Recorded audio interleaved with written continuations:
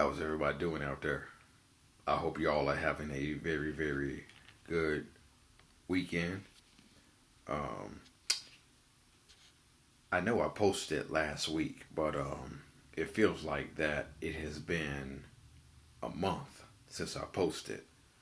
Um, maybe because of what? Well, I don't know. I don't know why it feels like a month since I posted, even though it's been only last week, at last weekend since I posted. So um, today I'm going to be bringing you. Today I'm going to be bringing you the topic verbal bullying, and at the end of the video, I'm going to be bringing you a letter that somebody wrote to me while they were watching my channel. An old friend who re who we just recently reconnected with, who I recently reconnected with last week, and so I'm gonna be reading that letter, and it's gonna be good, and I'm looking forward to it. Um, I guess you notice my sort of new set right here. Um, no, got a little thing, got a new ooh, a new toy, so to speak, to work with, making video. So yeah, okay. So verbal bullying. Um, just some facts. Just some facts before I share you a personal story. Before I share your personal story of a bad verbal experience that I went in through. Teasing, name calling, inappropriate sexual comments, taunting, threatening to cause harm, low self-esteem, self-image, um, um, depression, cutting, self-harm, um, teen suicide has also happened as a result of verbal bullying, um, substance abuse. Um, some ways you can, and just some ways you can deal with it. Ignore the bully, which I did. Um, which I did. Which is something I did. Tell an authority figure. Remain civil. Focus on your friends. Um, look for other sources of enjoyment. I can tell you, I wouldn't say I ignored. I would say that I just didn't react to it. I heard everything that they said about me. I did tell an authority figure. I did tell the teacher that people were picking on me, but it didn't seem like that. It didn't seem like that it mattered too much. I did remain civil, focusing on my friends. Really didn't have none. Look for other sources of enjoyment. Um, couldn't find no other sources of enjoyment. Um, and I did suffer from low self-esteem, depression. Um, I did cut myself repeatedly. Um, um, so yeah, real bullying is something serious, man. Um, Verbal bullying is something really serious. And I can laugh at it. And to tell you the truth, I can laugh at it to today. The stuff that happened back then, I can laugh at it to today. But It sure as hell wasn't funny. It sure as hell wasn't funny back then. I can tell you that for sure. Okay. So I've told y'all that for those of you who have watched my channel, or for those of you who are watching this channel for the first time, watching this first time video,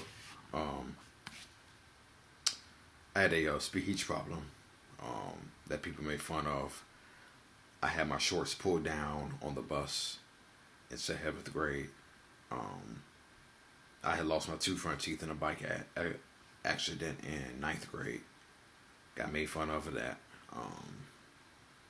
Even briefly got made fun of because people were questioning my sexuality, so to speak. Very briefly. That was just a very briefly thing, but just remember, I heard everything that he said. I heard everything that he said. So, back in 2002.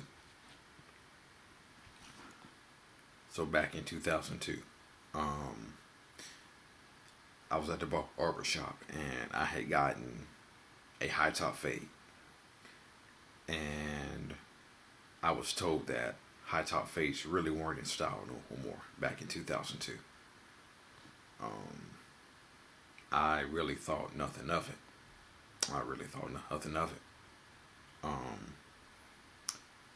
Going to school,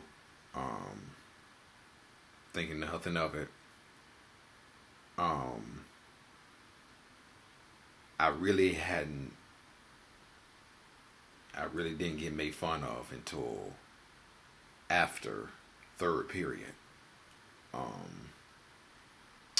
3rd period ended, bell ring, as I'm switching classes.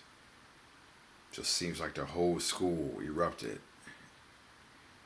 Just seems like the entire school erupted in laughter. One guy pointed at me, laughed, and that's when the volcano, as I like to say, just erupted.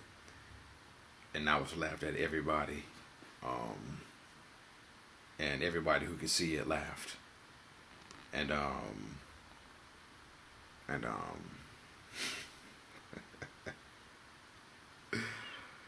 everybody who saw it laughed. And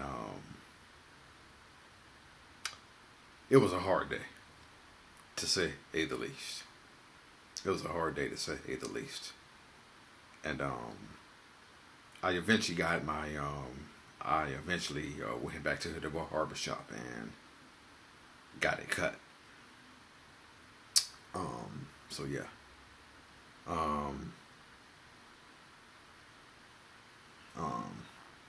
I couldn't stand getting laughed at every day. And it really, really hurt for real. It really, really hurt for real. I was told that I had a blade fade by one of the people who made fun of me. I was told I had a blade fade. And you guys ever see that movie Blade, where Wesley Snipes has that fade? Yeah. I had the blade fade. I was told I had a blade fade. Like I said, I can laugh at it now, but back then, it sure as hell was not funny. Not one bit.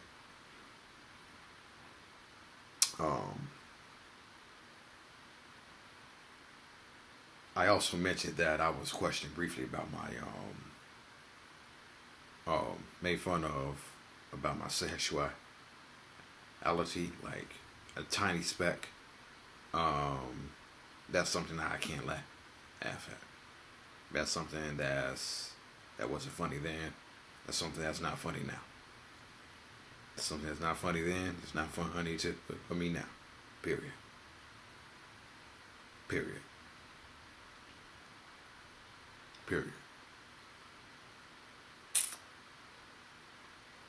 I remember being in class, and I can remember someone telling me it's raining men. Hallelujah. That was a funny one bit. Was a funny one bit. And it's still not funny. It's still not funny.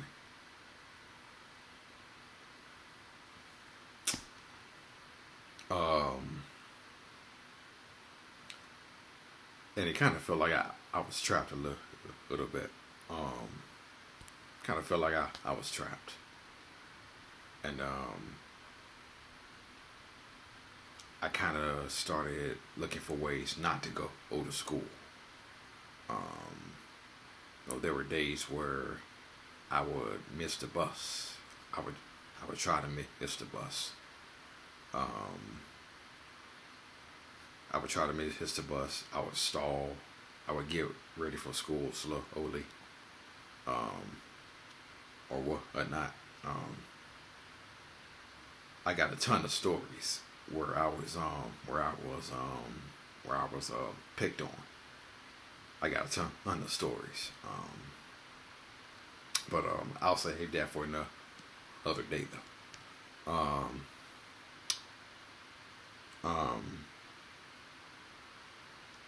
I know there were people who were talking about me, not just in class but also in the lunchroom.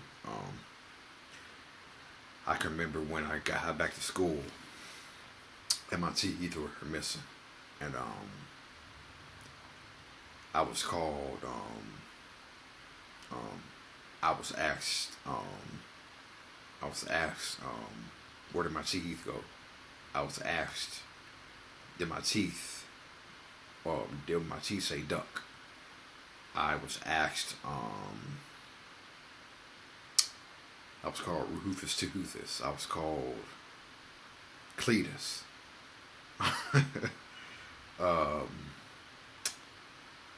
I was called the name that really irked me back then, but doesn't irk me now. Was OG. Now, you may think original gangster when you think of OG. In my case, OG meant old grandpa. Old grandpa. He has no teeth. Old grandpa. That was my name. Old grandpa. I can laugh at it now, but couldn't laugh at it then.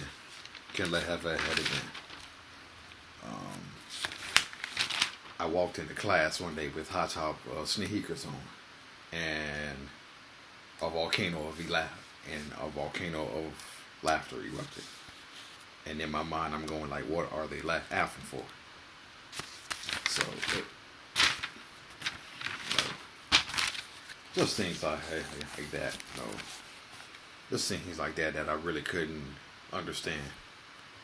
I really couldn't understand why they were making fun. Why they were making fun of me.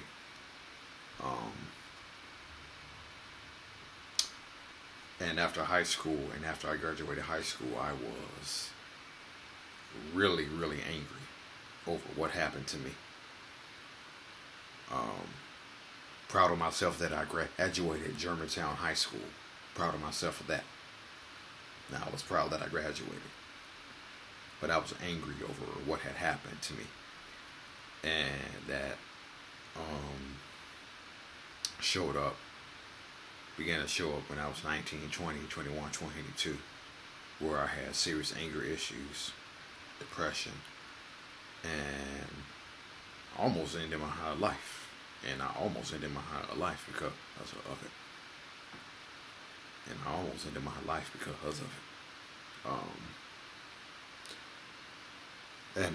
Holding on to those past hurts.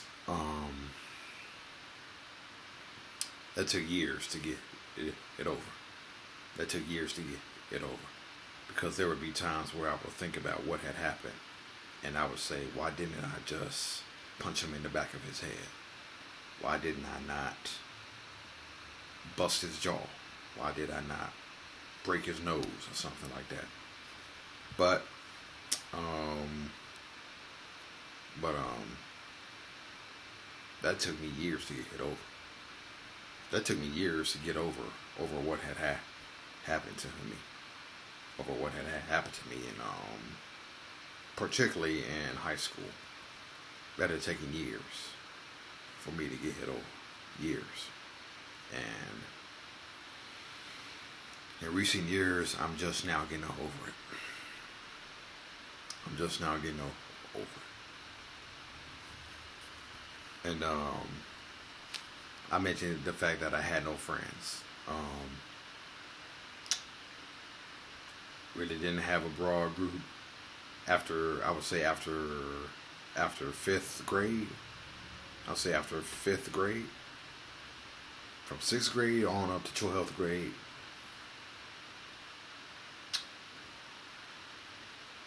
I would say I had no friends. Seriously. I would say I had virtually no friends. I mean, okay. Well, I had one friend. We would hang out at his house. At his house. I would hang out at his house on Friday. Or whatnot, and we continued to do stuff a little bit after high school, but other than that, I really had no friends. From sixth grade on up to 12th grade, on up to the time I was in my early 30s. I had no friends, nobody I could talk to, nobody who would just check on me, just see how I was doing. I virtually had nobody. Of course, I had my counselor. I was seeing, but that was pretty much it.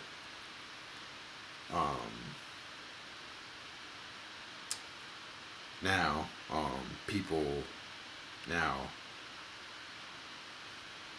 35 have a much broader support system of people. I have a much broader support system of people who check. Excuse me. I have a much broader support system of people who check on me.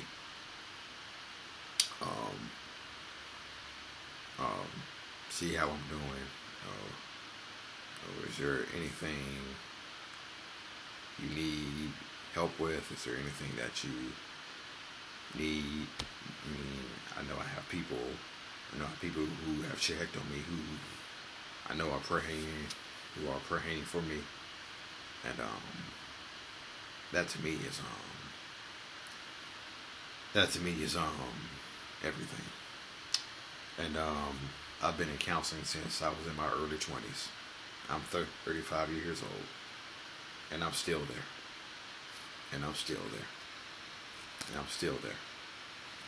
So, yeah. So, that is verbal bullying.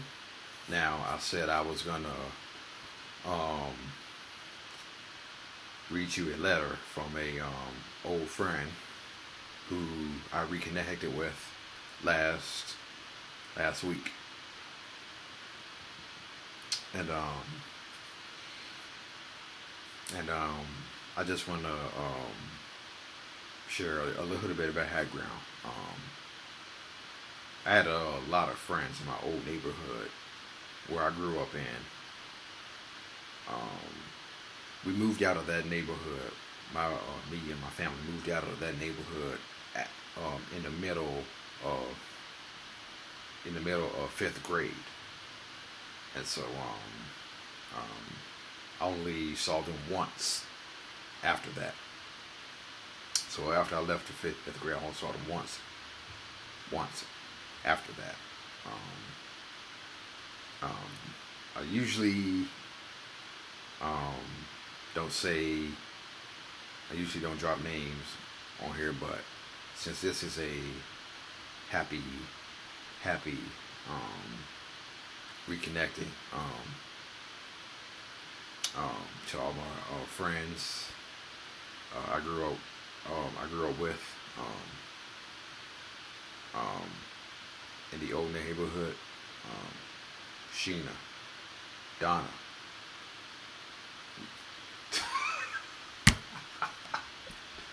I said Donna. I said Donna. Let me do that again.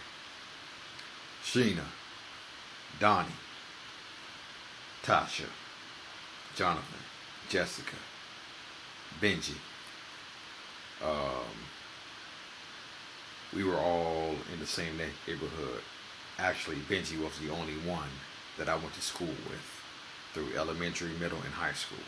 So, um, went to the same elementary school, went to the same middle school, went to the same high school. And so, we graduated together from General Town High School. So,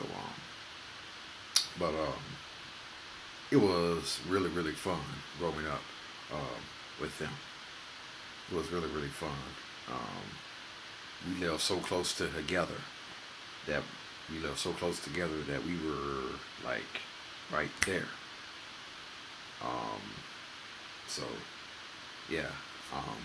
But and one of those special friends, one of those friends that I grew up with in my old neighborhood, she was watching my channel, and Crystal Williamson. I hope I do not make you cry, but I'm going to read this letter that you wrote me right now.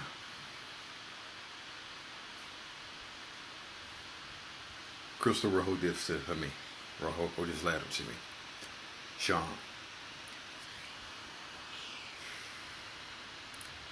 I have been on your channel bawling my eyes out.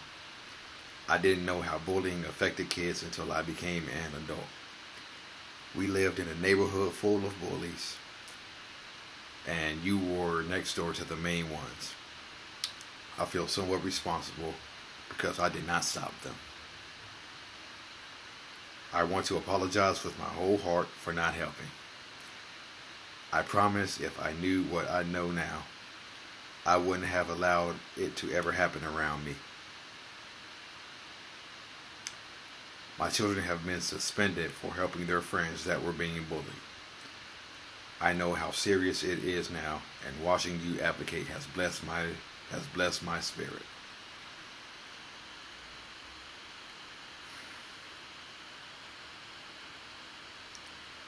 But I feel so bad because I didn't help you for years. I pray that you accept my apologies, please. I am very proud of you for speaking out. Our culture hides behind speaking on suicidal thoughts because we are taught not to share anything that goes on in the home, which is why black kids have shut down. I am so glad that you have the support from people that can help your story as well. Also now, you have me. We may not be close, but I'll always listen and help do whatever I can without judgment. Thank you. Thank you for sharing your story, because I never knew how toxic that environment was for you. Keep spreading the word.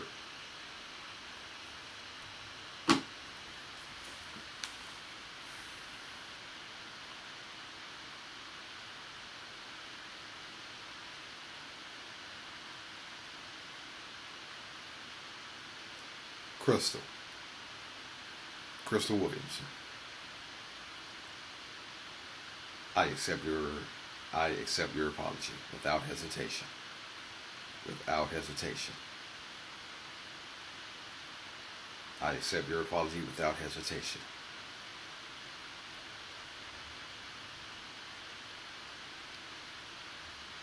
Without hesitation. And don't feel bad, Crystal. Don't feel bad, Crystal. Don't feel bad. You know, we were kids back then, and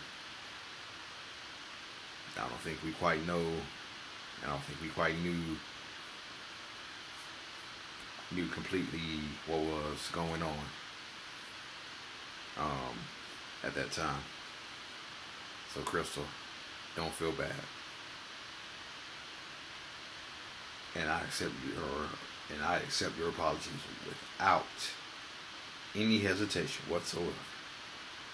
Now, I know you said we may not be close. Let me tell you something. The fact that you wrote me that letter, I now consider you my sister. I now consider you like a sister to me. Crystal, I hope I don't make you cry. Crystal Williamson, I hope I don't make you cry. But I now look at you as my sister. I hope I don't make you cry again. But you are now my sister. Also,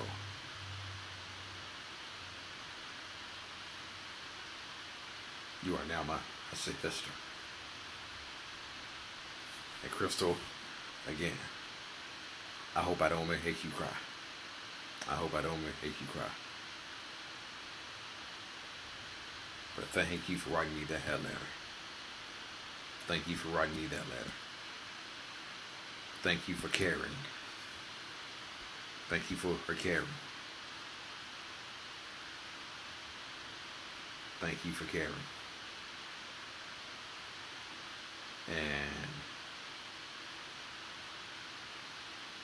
it was good to reconnect with my sister.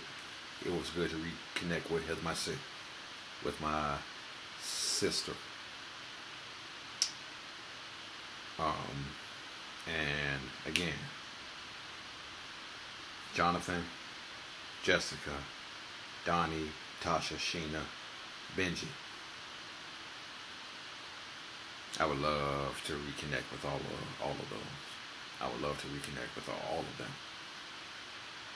I would love to reconnect with all of them.